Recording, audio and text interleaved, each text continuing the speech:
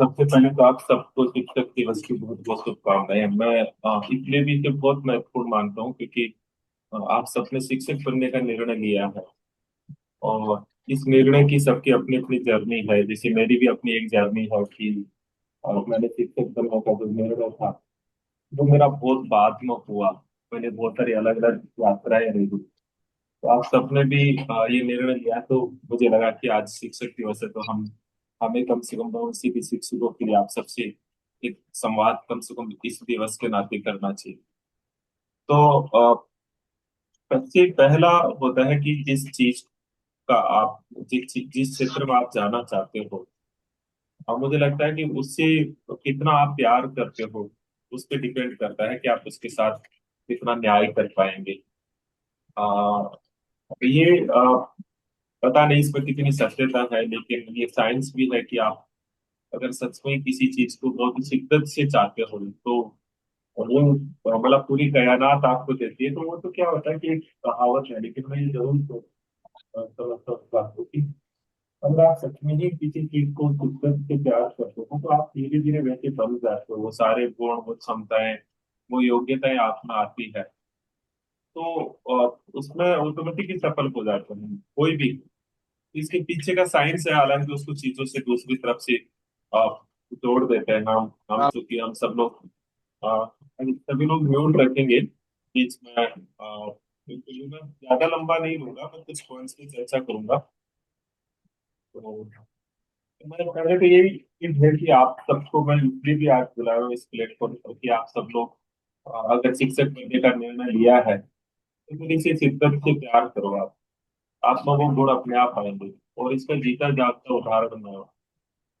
मुझे दूर दूर तक भी इसकी कभी कल्पना नहीं थी कि मैं आगे चल के इस फील्ड में आऊंगा। मेरा ये था कि मैं सबसे पहले मेरा डॉक्टर बनने का सपना था। वो सपना लगभग पूरा भी हो गया था मेरा। एक चयन भी हुआ था उसका, लेकिन उस समय कुछ रिजर्वेशन के इश्यूज हुए तो मैं आगे कंटिन्यू नहीं किया। बाद में सिविल सर्विसेज में जाने का सपना बना। अच्छा, वो भी मतलब मैं यूपीएससी तो क्रैक नहीं किया, लेकिन स्टेट पीएससी में मेरा फर्स्ट टाइम में ही सिलेक्शन हुआ। मैं उसको ज्वाइन किया, 2 साल सर्विस की। तो पता नहीं क्यों मुझे एक प्रोफेसर थे, प्रोफेसर पीडी शर्मा जी, जब मैं उनसे पढ़ने जाता था तो मुझे इस पूरी जर्नी में ये महसूस हुआ कि शिक्षक से बढ़ के शायद मुझे लगता नहीं है कि कोई दूसरा काम है। तो प्रोफेसर मुझे एक बात कहते कि जो मैं आपसे साझा कर रहा हूँ, ताकि आप भी कम से कम इसे शिद्दत से प्यार करो तो आप भी वैसे बन पाओ। उन्होंने मुझे कहा कि भी जो पिछले जन्म में 1000 गायों का दान करता है ना, वो शिक्षक बनता है। और कम से कम हायर एजुकेशन में तो 10,000 का गायों का दान करने वाला बनता है। और वो मुझे थोड़ी सी चुभती हुई बात भी करते थे कि पुलिस सर्विस मेरी थोड़ी ज्यादा चॉइस थी। बॉडी मुझे थोड़ी सी कैसे था कि हम तो पुलिस में जाएंगे, रुतबा जमाएंगे। वो कहते थे जो 100 गायों का कत्ल करता है वो पुलिस सर्विस में जाता है। अब मैं ये नहीं कहता कि वो बेकार है, लेकिन मैं उनकी बात को कोट करके कहता हूँ। लेकिन मुझे सच में उनके साथ बैठते हुए उन सर से भी बहुत गहरा प्यार हुआ। और शिक्षक प्रोफेशन से सच में मुझे एक लगाव हुआ। और मैं ये कल्पना करने लगा था कि काश मैं भी यूनिवर्सिटी के भीतर आऊं। और आप देखिएगा, क्या आवाज को लेकर कोई प्रॉब्लम है?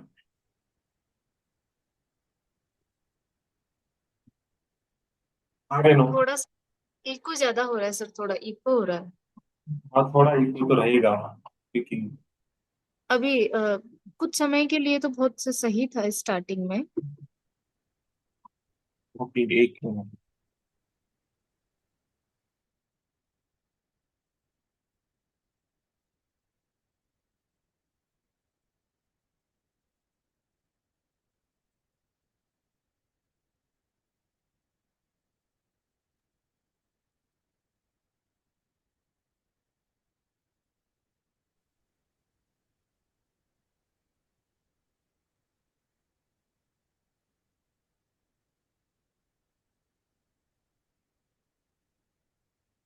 मुझे लगता है कि सही होना चाहिए क्योंकि वही है। ओके, तो मैं थोड़ा सा आपसे साझा कर रहा हूँ। अगर थोड़ी बहुत इको प्रॉब्लम भी है तो थोड़ा सा एडजस्ट कर लीजिएगा। कि उससे मुझे ये भाव पनपा और धीरे धीरे वो शिक्षक वाले गुण मेरे भीतर आए। मैंने पढ़ाना शुरू कर दिया, यूपीएससी वालों को पढ़ाना। लेकिन ये देखिए कि मैं आपसे सिर्फ एक बात इसलिए साझा कर रहा हूँ कि मेरे पास बहुत न्यूनतम योग्यता भी नहीं थी और यूनिवर्सिटी में आने की।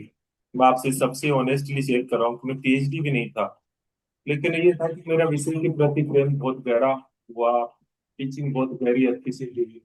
और आप देखिए कि फिर मेरे हाईएस्ट स्कोर के साथ मैं यूनिवर्सिटी के अंदर आता हूँ। मैंने जस्ट आपसे एक बात साझा इसलिए कर रहा हूँ, ये बात कि आप सच में इंटरव्यू दे रहे हैं, बहुत मतलब इंटरव्यू तो दे रहे हैं, लेकिन सच में ही आप कुछ बनना चाहते हो, मतलब इंटरव्यू में सफल होना चाहते हो, तो मैं एक पहला सूत्र जो मेरी नजर में है वो ये है कि आप इस पेशे से सच में बहुत गहरा लगाव रखो, प्रेम करो, इसे एक आइडियल के तौर पर देखो, एक सपना देखो। अगर आप ऐसा करोगे तो निश्चित तौर पर आपको जो शिक्षक, एक अच्छे शिक्षक वाले गुण है, वो गुण आपके भीतर आएंगे। तो आप क्योंकि अच्छे शिक्षकों को ऑब्जर्व कीजिए।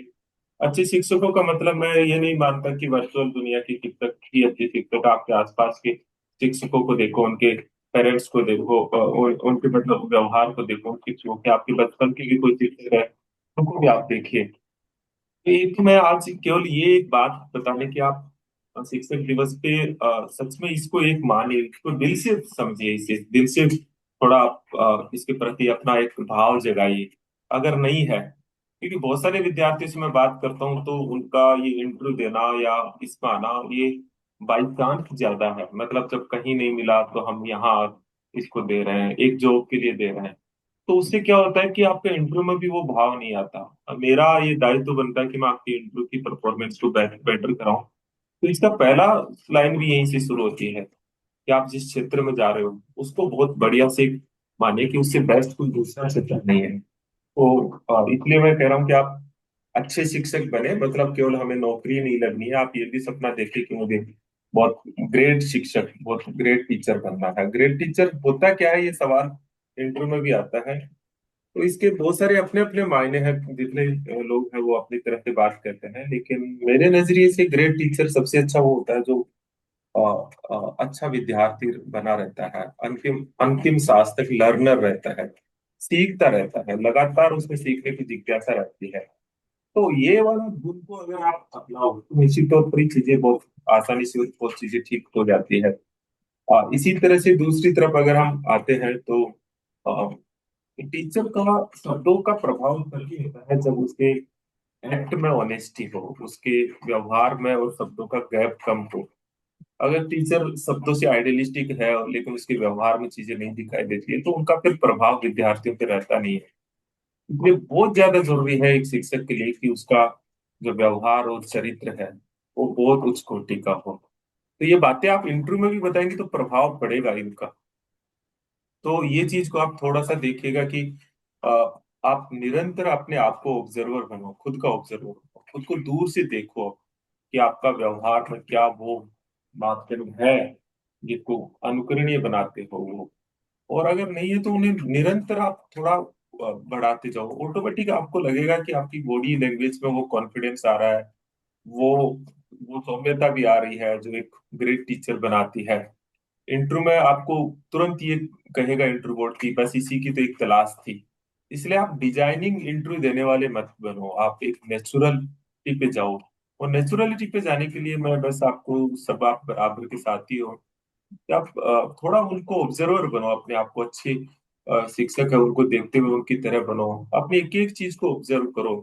क्या मेरे जो शब्द मैं बोलता हूँ या बोलती हूँ और जो मैं करता हूँ उसमें कितना बड़ा गैप है, मेरी बॉडी लैंग्वेज क्या कहती है, मेरी शारीरिक भाषा क्या है, क्या वो बिल्कुल लूज है या उसके भीतर कॉन्फिडेंस है नहीं है। मेरी आई कांटेक्ट, आप कांच के सामने खड़े रह के अपने आई कांटेक्ट को देखो कि वो कितनी देर तक स्थिर रहती है। आप अपना ऑब्जर्वर बनो कि आप जब किसी से बात करते हो तो अब आपकी आंखें पलकें चपचपाती है या आप बिल्कुल स्थिर भाव रख के उनकी तरफ देख पाते हो। क्योंकि आंखों से संवाद बहुत बड़ा संवाद होता है, शिक्षक संवाद ही तो करता है। तो उस चीज को आप ऑब्जर्व करो। इसी तरह से अ, अपने आप को देखो कि आप कितना लर्नर हो, मतलब नई चीजें कितना पढ़ते हो, सब्जेक्ट के अलावा कितना पढ़ते हो। तो उन सब चीजों को भी देखो, क्या आप ज्यादा समय स्क्रीन पे तो नहीं बिताते हो या आप किताबों की तरफ भी जा रहे हो कि नहीं जा रहे हो। तो मैं बस आपसे आज एक चीज की और थोड़ा सा आपको वहां ले जाना चाह रहा हूँ कि आप कुछ समय के लिए खुद के शिक्षक बनो, ऑब्जर्वर बनो, खुद को देखो और एक एक चीज को थोड़ा थोड़ा थोड़ा थोड़ा रोज इम्प्रूव करो। इसे ऐसा भी कर सकते हैं कि हम सोते समय और उठते समय, सोते समय हमारा मूल्यांकन करें और कुछ नई चीजों को सुधार के लिए हम थोड़ा प्रण लेके सोए, और जब उठे तो उनको मेमोराइज करते हुए उन चीजों को उस दिन के लिए ठीक करो। आप बिलीव नहीं करेंगे, शायद आप को बहुत कम विद्यार्थियों को ये बात का विश्वास होगा कि मैं अब भी लेक्चर के लिए जाता हूँ या सेमिनार में या कोई मेरा कोई व्याख्यान होता है तो मैं उसकी पूरी तैयारी के साथ जाता हूँ, तो एक अलग ही कॉन्फिडेंस रहता है। और पूरे रास्ते में ये सोचते हुए जाता हूँ, चाहे मैं 50वीं बार उसका लेक्चर दे रहा हूँ कि आज मेरा बहुत शानदार लेक्चर होना चाहिए, आज ये होना चाहिए, है ना, मैं वापस निकलूँ तो मुझे ऐसे ऐसे सोचना चाहिए। तो वो भाव होता है तो हमारे सबकॉन्शियस माइंड को भी तैयार करता है खुद के लेक्चर को। मतलब मुझे मैं अपने बारे में बात कर रहा हूँ तो मैं केवल आपको बताने के लिए कर रहा हूँ कि मेरे फैमिली में भी ये कहते हैं कि आप खुद के वीडियो को, खुद के लेक्चर को, खुद के स्पीच को क्यों देखते रहते हो। मैं देखता इसलिए हूँ क्योंकि उसमें बहुत सारी कमियां लगती है मुझे। मुझे लगता है कि मैं इतना बेकार बोल रहा हूँ, कि इतना गलत हो, अब की बार ये नहीं गलती करेंगे तो फिर इसको ठीक करना होता है। ये चीजें मैं इसलिए कह रहा हूँ क्योंकि यही इंटरव्यू की तैयारी का मुझे लगता है कि सबसे बेस्ट चीज है जो आप सबको करना चाहिए। तो मैं एक तो थोड़ा सा आज के दिन इस बात के लिए थोड़ा सा कि आपको रिमाइंडर दिलाने के लिए आप सबको बुलाया हूँ कि हम थोड़ा इस दिशा में आगे बढ़े। कुछ कुछ चीजें हैं जिनके बारे में मैं थोड़ा और बात कर लेता हूँ। समय मैंने थोड़ा ज्यादा ले लिया है, 10 मिनट और मैं लूंगा। एक है कि इंट्रो डेट नहीं आ रही है और इसमें क्या किया जाए, क्योंकि बहुत सारे विद्यार्थियों का रिजल्ट बहुत पहले आ गया था। क्या करें। मैं बिल्कुल एक लाइन में सबको वही जवाब दूंगा, मेरे अनुभवों के आधार पर दे रहा हूँ कि आपको पढ़ना कभी नहीं छोड़ना चाहिए। अपने विषय को वैसे ही पढ़िए जैसे एग्जाम की तैयारी कर रहे हो। आप कम से कम विषय के प्रति उसी तरह से दोबारा से लग जाइए। बस एक बदलाव कीजिएगा कि अभी तक आप सिर्फ ऑब्जेक्टिव क्वेश्चंस कैसे ठीक हो उसको बेस बनाते हुए नोट्स पढ़ रहे हो। अब की बार आप पढ़ो तो थोड़ी टेक्स्ट बुक पढ़ो, थोड़ा समझ बनाने का दायरा लेके पढ़ो, नेक्स्ट एग्जाम्स की तैयारी शुरू कर दो। तो इसको लेके बिल्कुल भी विचलित ना हो, बल्कि एक मौका दे दे रही है थोड़ा इंट्रोडेट लेट करके कि आप अपने विषय के प्रति समझ को और बेहतर बना लो। तो ये चीज रखे, दो तीन चीजें आप जरूर करो इसमें। नंबर एक, अच्छी अच्छी बुक्स जो है उनको लिस्ट में बनाओ, उनको देखो, उनको आप जो है अमेजोन फ्लिपकार्ट पे जाके दो दो चार चार पेज है वहां देखो, लाइब्रेरीज में विजिट करो। मतलब आप एक बार के लिए अपना टेस्ट करना चाहते हो तो मैं आपको एक टास्क देता हूँ कि आप बैठ करके मुझे बताओ, मतलब अपने लिखो कि आपको 50 पुस्तकों के नाम पता है कि नहीं है, और उन पुस्तकों का टाइटल पता है कि नहीं है। 50 नहीं, अगर आप 30 बुक्स भी बता देंगे तो आप सही दिशा में हो। लेकिन अगर आप 10-12 बुक्स भी रुक रहे हो तो फिर आप बहुत गलत हो। तो इसको देखिए, एक काम जरूर कीजिए, वो कीजिए कि अपने सब्जेक्ट का जो जर्नल है वो कौन सा जर्नल पब्लिश होता है उसके कुछ लेटेस्ट आर्टिकल्स को देखो। आजकल तो एआई टूल्स है, आप एआई टूल्स का इस्तेमाल करते हो, उनको ट्रांसलेट कर लीजिएगा, उनकी शॉर्ट समरी बना सकते हो। तो इस तरह से भी आप कर सकते हो, लेकिन उन्हें देखो एक बार। तो ये देखिए, अपने विषय से संबंधित इंस्टीट्यूशंस की लिस्ट बनाओ आप कि कौन कौन सी संस्थान है, नेशनल इंस्टीट्यूशंस कौन सा है, इंटरनेशनल इंस्टीट्यूशंस कौन सा है, उनकी एक लिस्ट बनाओ। उनके बारे में थोड़ा सा जानो, वो कौन सी मैगजीन पब्लिश करते हैं। अगर वो मैगजीन पब्लिश करते हैं तो उसका संपादक कौन है, उनका एडिटर कौन है, वो देखिए। अगर ऑनलाइन मिल जाए तो उस मैगजीन को थोड़ा देखिए। आप व्हाइट बोर्ड न कीजिए भैया, मैं फिर यहाँ से अभी जाऊँ। ओके, तो इस चीज को आप देखिएगा। और ये जब चीजें देख लो तो इंस्टीट्यूशंस हो गया, मैगजीन हो गया, अपने विषय से रिलेटेड कोई 10 मुद्दे तलाशो आप। मैं जो जो चीजें बता रहा हूँ वो आप अपना ऑब्जर्वर बन रहे हो तो उन्हें नोट करना कि आपने काम किया नहीं किया। 10 इश्यूज को लो, उन इश्यूज के बारे में कंटेंट लो, उनका इतिहास क्या है, आज वो मुद्दा क्यों है, और उनका पक्ष, मेरिट और डिमेरिट्स दो साइडों में लिखो कीवर्ड।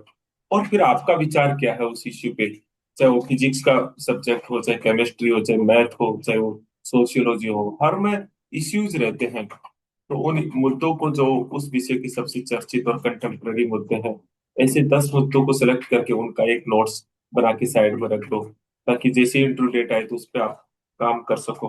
अपने ड्रेस डिसाइड कर लो आप सब लोग कि क्या पहनेंगे, लास्ट तक कंफ्यूजन मत रखो। उस ड्रेस को बार बार पहनो। ड्रेस बिल्कुल सिंपल हो, कोई बहुत ज्यादा ऐसे नहीं, बिल्कुल सामान्य सा कलर हो। एक टीचर के तौर पर मैं कहता हूँ कि एक वाइट या ऑफ वाइट शर्ट, या थोड़ा सा अगर पैंट है तो ग्रे कलर का पैंट, थोड़ा इस तरह का हो। ब्लू और जो हम कॉम्बिनेशन पहनते हैं सिविल सर्विसेज वाले, उसकी नकल ना करें। एक शिक्षक की तरह आप लगे, ये हो। अगर आपका चश्मा थोड़ा बड़ी फ्रेम का है और आप डोल जैसी लग रहे हो, जैसे मैंने बहुत बार देखा, तो उसको जरूर देख लीजिए। वो लगना चाहिए कि प्रोफेशनल आप टीचर हो, तो आप इसे उसको चेंज कर लीजिए। अगर गर्ल्स है तो साड़ी कौन सी पहनेंगे, सूट कौन सा पहनेंगे, उसका कलर क्या है। आप मोस्टली कई बार इस पे चर्चा हो चुकी है। रमेश के अरोड़ा जी ने बहुत अच्छा से इसके डिटेल से बताया, आप इसे देख लीजिएगा। लेकिन इसमें ज्यादा नहीं, बिल्कुल सिंपल जितना हो वो जरूर देखिए। तो ड्रेस का मेरे सवाल है, दो चीजें जरूर इस पे तय कर दो ड्रेस पे भी। एक है बॉयज के लिए मैं बोल रहा हूँ कि वो बेल्ट अच्छा सा रखे। कई बार आप ड्रेस तो बहुत अच्छी रखते हो लेकिन बेल्ट पुराना सा होता है, और जब आप आते हुए दिखते हो तो वो दिखता है। तो अपना बेल्ट है वो थोड़ा सा 200-400 रुपये महंगे वाला बेल्ट ले लीजिए, कोई फर्क नहीं पड़ता है। आप इंटरव्यू दे रहे हो, जूते हैं उन्हें भी डिसाइड कर लीजिए कि कौन से जूते पहनोगे, तो वो नई नई हो उसके प्रति आप प्रैक्टिस में आ जाओ, ये देख लीजिए। थोड़े प्रश्न का उत्तर बताने की कुछ टैगलाइंस को आप अपनी प्रैक्टिस में लेके आओ। जैसे आपको ना कैसे कहना है, वो एकदम से नहीं होगा। अगर आपको नहीं आ रहा तो आप क्या कहेंगे, आप स्टोरी बोलेंगे, माफ कीजिएगा बोलेंगे, आप कौन सी लाइन लेंगे, उसकी बार बार प्रैक्टिस करो कि मुझे ना बोलना है तो कैसे बोलना है। अगर आपको आधा आ रहा है तो कैसे बोलेंगे कि सर आपकी अनुमति हो तो मैं इसका बताना चाहूंगी या बताना चाहूंगा, अभी मुझे इसकी इतनी जानकारी नहीं है। या कौन सा शब्द आप यूज लेंगे, उसको 10 बार रिपीट कीजिएगा। अगर ऐसा लगता है कि कुछ शब्दों का इस्तेमाल कीजिए, सर वैसे मुझे इसकी पूरी जानकारी अभी नहीं है लेकिन आपकी अनुमति हो तो मैं इस पर कुछ बताना चाहूंगी या बताऊंगा, ये बता सकते हो। या जहां तक मेरी समझ है, इस तरह से आप शब्दों का इस्तेमाल क्या करते हो। उन शब्दों को बार बार लेते हुए उनकी प्रैक्टिस करो, फिर जब भी आप बोलो तो उनको इस्तेमाल करो उन चीजों का। देखिए, बोर्ड टीचिंग पे भी मैं आता हूँ। बोर्ड टीचिंग में बहुत मेजर मिस्टेक्स है। बोर्ड टीचिंग में सिंक्रोनाइजेशन बहुत इंपॉर्टेंट होता है बोर्ड का लिखने का। और कम से कम 5-6 टॉपिकों पर आप बिल्कुल एक रिदम के भीतर बोर्ड टीचिंग पे बात करो। मेरे पुराने वीडियोस को देख लो आप, हमारे स्टूडेंट्स के वीडियोस को देख लो। लेकिन बोर्ड टीचिंग कंटिन्यूअस चलती रहनी चाहिए, कम से कम वीक में 2 या 3 दिन तो आप जरूर बोर्ड टीचिंग करो, चाहे कितनी बेहतरीन आप करते हो तब भी आप लगातार उसे देखिए। अपने उठने बैठने का पोस्चर पे आप, ऐसा नहीं कि आप इंटरव्यू नहीं दे रहे तो केवल वहां हो जाएगा। जब भी आप किसी के साथ बैठे हैं या बात कर रहे हैं, तो आपकी गर्दन कैसी है, आप कैसे उठते हो बैठते हो, थोड़ा उसके प्रति कॉन्शियस रहो ताकि धीरे धीरे नेचुरली वो क्या हो, ठीक हो जाए। एक मैं आपको सबसे बार बार कहता हूँ, एक छोटा ग्रुप बना लो अपने सब्जेक्ट के स्टूडेंट्स का, और उनसे कम से कम वीक में 1 बार या 2 बार आप मतलब फिजिकली नहीं मिल पा रहे हो, बैठ पा रहे हो, तो आप वर्चुअली बैठो आप। और वर्चुअली बैठते हुए आप जो है उनसे कहो कि एक एक टॉपिक पे 5-5 मिनट, 3-3 मिनट बोले। सवाल जवाब मत करो, आप उन्हें कहो कि आपने कौन सा टॉपिक तैयार किया, उसके पॉइंट वाइज आप बताइए कि आप इसे कैसे प्रेजेंट करेंगे। तो सब लोग एक राउंड लो, फिर उसके बीच में सवाल जवाब हो तो बोलो। ये आपका डिस्कशन कुछ सब्जेक्ट में चलाया भी था, ये इसलिए सफल नहीं होता क्योंकि आप लंबा करते हो। फिक्स करो कि 1 घंटे में हमको खत्म करना है तो 1 घंटे में उसको खत्म करो। इसलिए और इसमें एक दूसरे का कोऑपरेशन भी करो। आपकी प्रतिस्पर्धा आपस में नहीं है। आप जितना दूसरों को बताएंगे, दूसरों को सहयोग करेंगे, उतना ही वो आपको 4 बातें नहीं बता देगा। इसलिए हमेशा देने का भाव रखो इसमें। ऐसा नहीं कि मैं तो सब सीख लूं और दूसरे को मैं कुछ बताऊं नहीं, मुझे 4 बातें कैसे सुनी वो मैं शेयर नहीं करूं। तो इस चीजों को जरूर आप ध्यान में रखो। और लास्ट में मैं कहूंगा कि एआई टूल्स का इस्तेमाल क्वेश्चंस बनाने में कर सकते हो और उनके छोटे आंसर डिजाइन करने में कर सकते हो। लेकिन उनके आंसर परफेक्ट नहीं होते हैं, ठीक है, लेकिन वो मदद करते हैं आजकल। तो एआई टूल्स के लिए मैं जरूर कहूंगा कि किसी टॉपिक पे कंसेप्ट हो, उसके छोटे छोटे क्वेश्चंस क्या बनेंगे, आप नहीं सोच पा रहे तो एआई टूल्स को दो कि वो उस पे क्या सोचता है, और फिर उन सवालों को आप अपनी नोटबुक में नोट कर लें। ये चीज आप देखिए। और मैं जो बातें कहता हूँ उन बातों को मैं वापस रिपीट कर देता हूँ कि इंटरव्यू इस बात का नहीं है कि आपको क्या नहीं आता है, वो इस बात का है कि आपको क्या सबसे बढ़िया आता है। इसलिए क्या सबसे बढ़िया आता है उसको आप सेलेक्ट कर लो, कि मुझे मेरे सब्जेक्ट में क्या सबसे बढ़िया आता है, ये पहले तो मुझे पता हो और मैं ये इंटरव्यू बोर्ड को बताऊं। तो कोई एक पेपर और दो पेपर प्लान भी के तहत मैं हमेशा दो पेपर के लिए कहता हूँ। तो फर्स्ट पेपर के तीन टॉपिक, सेकंड पेपर के दो टॉपिक, टोटल पांच टॉपिक आप बता सको कि मुझे ये आता है और ये आता है, तो उस पर जो है आप एक एक टॉपिक पे 20-20 प्रश्न बनाते हुए, और अब तो एआई टूल्स का इस्तेमाल मैंने आपको बता दिया, आप लिख करके उनकी बोल के प्रैक्टिस करो, लगातार आप उन्हें बोलो। कि बहुत सारी चीजें मैंने आपसे वन टू वन सेशन में बात करता ही रहा हूँ, लेकिन मैं उन सब चीजों को एक एक तरह से रिकॉल किया हूँ, उन सबको मैं रिमाइंड कर रहा हूँ आपसे कि आप सब इन चीजों को ध्यान में रखो। तो ये मैं कुछ बातें आपको आज करने के लिए, कि शिक्षक दिवस है, मैं थोड़ा आपको इस प्रोफेशन के बारे में भी बताऊं, हम थोड़ी बात भी करें। और लगातार आने वाले समय में इतना जरूर है कि आने वाले समय में मैं शायद बहुत ही आपकी कई इनोवेशन हो लाऊंगा, कई मैटर में बना रहा हूँ आपके लिए, ताकि आपको ये नहीं लगे कि आपका इंटरव्यू डेट नहीं आ रही है और आप थोड़ा ऐसा फील कर रहे हैं। और इस समय मैं थोड़ा सा भी लास्ट मंथ तक मैं बिजी था, इसलिए थोड़ा सा समय भी नहीं दे पाया। आने वाले समय में मैं आपको समय दूंगा। और ये जरूर लास्ट बात कह देता हूँ आपसे कि ठीक है कि मैं एक शिक्षक के तौर पर सभी विद्यार्थियों से नहीं मिल पाता हूँ, लेकिन तब भी आपका और मेरा, और मैं एक शिक्षक के तौर पर जब भी यहाँ बैठता हूँ आप लोगों के सामने, तो इस प्रोफेशनलिज्म के तहत नहीं बैठता। मेरा भाव कंप्लीटली होता है कि क्या मैक्सिमम दिया जा सकता है, क्या हम मदद कर सकते हैं। तो कभी भी आपकी कोई प्रॉब्लम्स हो तो कोई हेजिटेशन ना रखें। मोस्टली स्टूडेंट्स मुझसे बात करते भी हैं। समय की अपनी सीमाएं हैं, तो मैं कम से कम डिस्टर्ब होते हुए आपकी ज्यादा से ज्यादा कैसे मदद कर दूं, ये मैं हमेशा चाहूंगा। और ये जो प्लेटफॉर्म है उसको एक सिस्टमेटिक रूप देने के लिए मुझे इसमें कई रिसोर्सेज की जरूरत पड़ी, इसलिए मैंने एक प्लेटफॉर्म बनाया। अदरवाइज तो मेरे पास राजस्थान यूनिवर्सिटी में कोई भी आता है, मैं बैठता हूँ, समय देता हूँ। और वैसे भी आप कोई आता है तो मैं समय देता हूँ, और आप भी कभी भी अनौपचारिक तौर पर, औपचारिक तौर पर कभी भी आओ तो कभी भी मतलब मैं, मेरे पास समय होगा तो उसको तो मैं यूज ही करना चाहूंगा। तो ये कुछ बातें थी। और उन्होंने कुछ मुझे बताएंगे कि आज कौन कौन साथी, मैं तो देखा भी नहीं, आपने कुछ भेजा था कि कुछ ऐसे साथी आपके बीच में से जिन्होंने पिछले एग्जाम्स में अच्छी रैंक से सेलेक्ट हुए हैं। हम चाह रहे थे कि आपसे उनसे थोड़ा सा उनके अनुभवों को लें। मैं रेनू एक बार बताऊं कि मैंने तो आपको भेजा था। अ, सबसे पहले मैं सर, अ, प्रांजल। प्रांजल, प्रांजल है, लेट मी एक चेक बार सर। प्रांजल। हाँ, okay. Happy teachers sir. Teachers day आपके लिए ओके प्रांजल, एक तो आपको बहुत बहुत शुभकामनाएं प्रांजल, आप बधाई आपको कि आपकी स्टोरी पब्लिक हुई प्रांजल भास्कर में। आपने तो मुझे भेजी ही थी, लेकिन मुझे बहुत अच्छा ये लगा कि मेरे एक पत्रकार मित्र है, उन्होंने भी मुझे वो स्टोरी भेजी। तो कि देखिए और फिर मैंने उन्हें कहा कि ये मेरी स्टूडेंट है, मेरे से ही, रूबरू मतलब मेरे पास ही इंटरव्यू के लिए हम बैठे थे, और मुझे सच में आपकी स्टोरी पता नहीं थी। तो आप सबने शायद स्टूडेंट्स, मैंने शेयर नहीं किया शायद ग्रुप के अंदर। मैं आपको बताता हूँ कि प्रांजल बॉटनी से MPPSC में असिस्टेंट प्रोफेसर में सेलेक्ट हुई। और अ, आप प्रांजल से बहुत कुछ सीख सकते हैं। मैंने सीखा है कि इनके ब्रेन हेमरेज हो गया था, उसके बाद में कई सालों तक ये मतलब नॉर्मल होने में लगे। परिवार ने काफी सपोर्ट किया। बिल्कुल पढ़ाई लिखाई छूट गई थी, हाथ से लिखना छूट गया था, उनमें फिर वापस संघर्ष करते हुए प्रांजल ने वापस न केवल पढ़ाई वापस की है, बल्कि प्रांजल जो है असिस्टेंट प्रोफेसर में, मुझे रैंक तो पता नहीं था, 36 की ऐसी रैंक रही है। लेकिन मैं आपको बता दूं प्रांजल, आपका मुझे पहले ही पता था।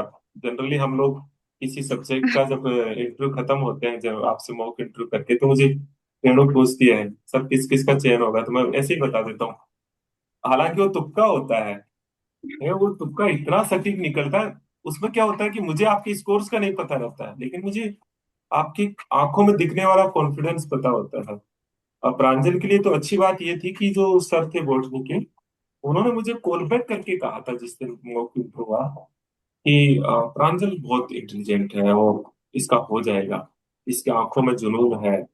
ये मुझे मतलब सर ने फोन करके कॉल बैक करके कहा। तो प्रांजल, मैं बस आपसे थोड़ा सा हमारे स्टूडेंट्स को ये बताइए कि आपके इंटरव्यू के एक्सपीरियंस क्या है जो सबके लिए मददगार हो सकते हैं, क्योंकि यहाँ सारे डिसिप्लिन के स्टूडेंट हैं। जी सर। सर जो मेरा इंटरव्यू रहा, सबसे पहले तो मैं ये कहना चाहूंगी कि सर का बहुत बहुत बहुत सपोर्ट रहा।